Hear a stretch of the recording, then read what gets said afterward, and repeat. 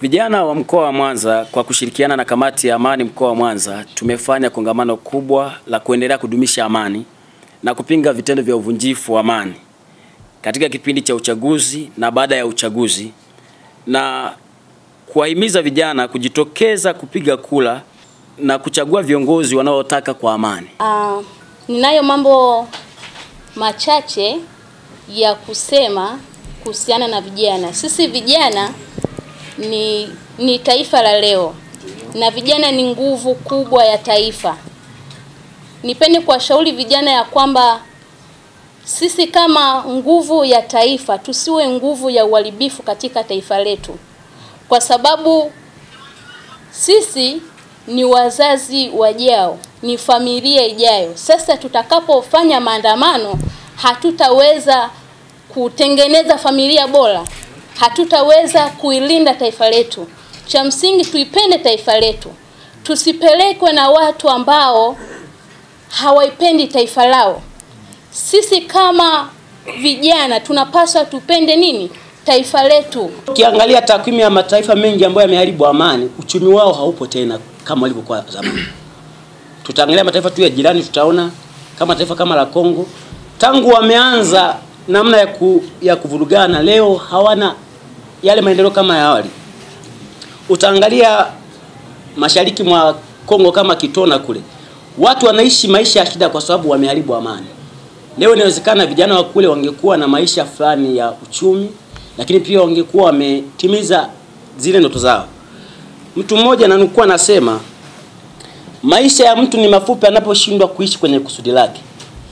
Kwa hiyo inawezekana kuna watu ambao wao wanataka kufupisha maisha yao kwa sababu hawataki kuishi kwenye makusudi yao.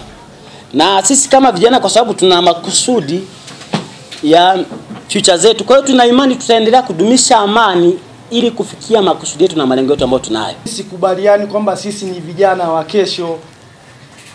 Sisi ni vijana wa leo. Kwa nini sisi vijana wa leo tukubali kuivuruga leo yetu?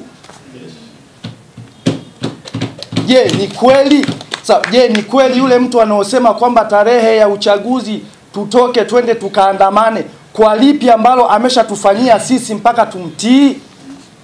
Yaani sisi twende kuivunja amani ya nchi kwa yeye akidai akisema kwamba tunataka haki. Jamvi la amani ndiyo jamvi la haki. Kwa hiyo lazima tujue kwamba pasipokuwa na amani nchini, sekta ya uchumi inaweza kadorora, kwa sababu shughuli zote za kimaendeleo zinafanywa panapokuwa na amani. Tunajifunza kwenye nchi mbalimbali za Afrika, lakini pia na mataifa mengine. Mfano hapa Afrika kuna nchi ya Kongo ambayo kumekuwa na mapigano ya muda mrefu. Sasa tumeshuhudia, na kwa mujibu wa ripoti za hivi karibuni, ni kwamba kuna vifo ambavyo vimeripotia, takriban watu 7,000 wamefariki dunia. Sasa hivyo ni visa ambavyo vimeripotiwa, lakini kuna vile pengine havikuripotiwa. Kizazi hiki ndicho hakina maadili kwa sababu eti ni Gen Z. Wakati mwingine tunasema kizazi hiki unajua kinatafuta haki. Ni haki hipi? Na Biblia imesema katika ile Ebrania 12:18 anasema, tafuteni kwa bidii kuwa na amani na watu wote. Anasema na huo utakatifu, maana hapana atakayemwona Mungu pasipo kuwa na hiyo amani. Sasa tutafute kwa bidii, na ndio maana tunaitafuta kwa bidii. Kwa hiyo kila kijana lazima ajenge nguvu ya kuhamasisha vijana wenzake kuhakikisha kwamba kipindi hiki tunachoelekea uchaguzi tuna amani.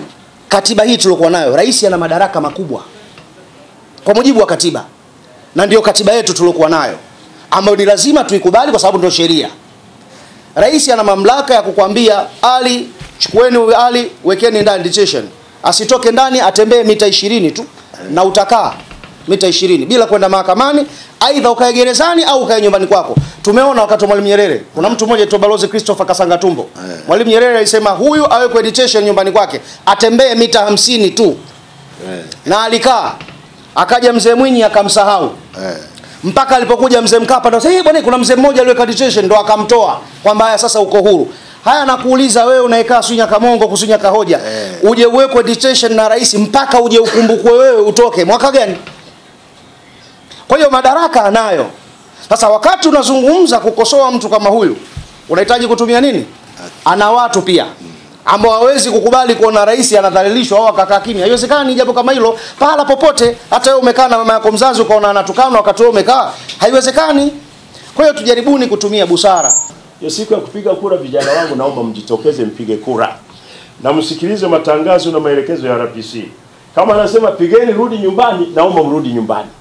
Subiri matokeo, na uzuri wa matokeo yanatangazwa kila kituo cha kupigia kura, yanabandikwa hapo nje. Kuna haja gani ya kuandamana? Kuna haja gani ya kupigana? Kwenye chumba cha kuhesabu kura, kila mgombea ana wakala wake. Fupi ni kuambie tu kwamba historia ya nchi yetu, maana wote ni vijana, mengi mmeyasoma kwenye vitabu. Tumepata uhuru wetu bila kumwaga damu, kwa amani kabisa. Muasisi wa taifa hili, hayati baba wa taifa Julius Kambarage Nyerere, ndiye aliyetumiwa na Mungu. Mimi namuitaga nabii, nadhani napatia tu kwa sababu hotuba zake zote, sikilizeni vyombo vya habari, ndizo zinazotumika. Kwa hiyo bado yuko hai. Kwa njia hiyo ni nabii, aliyoyatabiri yote yapo na yanatusumbua.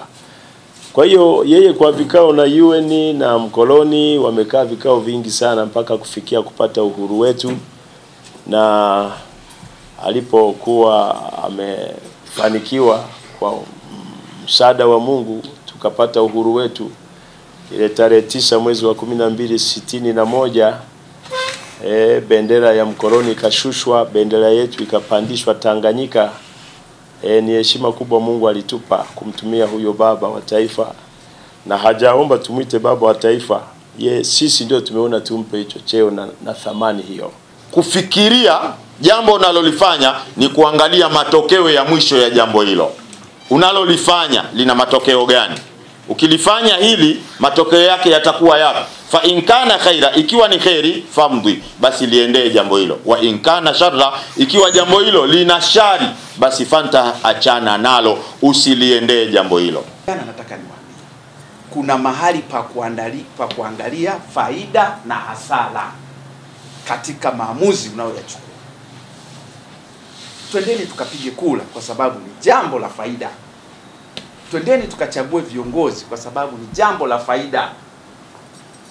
Na twendeni tukayakatae mambo ambayo watu wanatuhamasisha kuyafanya, ambayo ndani mwake yatatuletea ulemavu, yatatuletea hasara.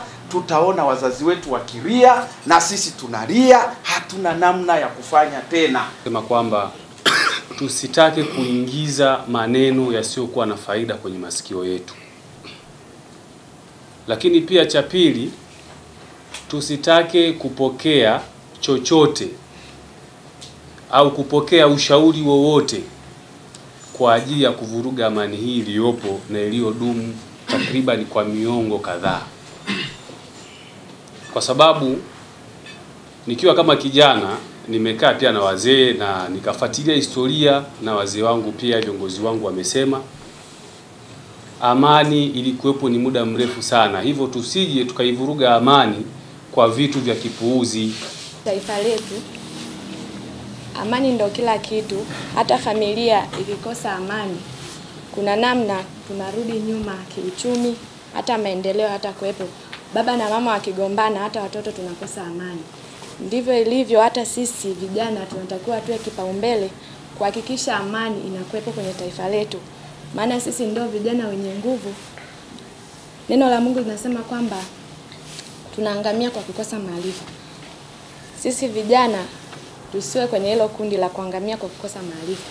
Tuwe wa kwanza kudumisha amani kwenye taifa letu kwenye kipindi hiki cha uchaguzi. Wanabishana lakini hawapigani, wanapingana lakini hawapigani, mpaka tumefikia hapa tulipo. Taifa yenu mnaliona. Kwa hiyo alipotoka Mwalimu alikuwa Mkristo, akaingia Mwinyi ni Muislamu, ni Mzanzibari, hakuna aliyehoji. Wabara wakashangilia, Wakristo wakashangilia, mpaka wakampa jina Mzee Ruksa na wakaomba aendelee. Yaani watu walitaka aendelee kwa ule uzuri, lakini akaondoka. Na Asante. Akaondoka kwa maana mwalimu aliweka msingi kabisa kwamba ni miaka 10 na uzuri wako na umaridadi wako, miaka 10 ikiisha aga vizuri, aingie mwingine. Na anapoingia sio kwamba zamu hii tulikuwa Wakristo, zamu hii tuingie Waislamu, zamu hii walikuwa Wahaya, zamu hii waingie Wasukuma. Haipo. Ni vigezo, ni sifa, ni uwezo, ni uchamungu, hofu ya Mungu ndani yake. Manake hakuna rushwa, hakuna vitu kama hivyo. Unapoona vinatokea hivyo, ndio maana serikali inaingilia sana kutuliza ghasia. Na ndio maana ya hiyo ni waombe. Alipotoka Mwinyi akaingia Mkapa, hakuna aliyeguna. Makonde tena, si Mkristo. Waislamu wanashangilia. Alipoingia Kikwete hivyo hivyo, kaingia Magufuli hivyo hivyo, kaingia Mama Samia ambaye tunaye mpaka sasa hivyo hivyo. Tunategemea uchaguzi huu uendeshwe kwa staili ile ile ya amani na utulivu.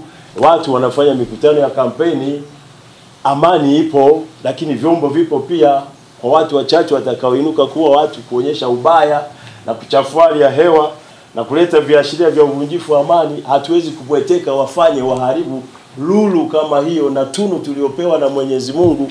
Vyombo vinacheka cheka. Na Waswahili wanasema ukimchekea nyani, ukicheza cheza na nyani, ukicheka cheka na nyani, utambulia mabua. Hii ni Tanzania Habari.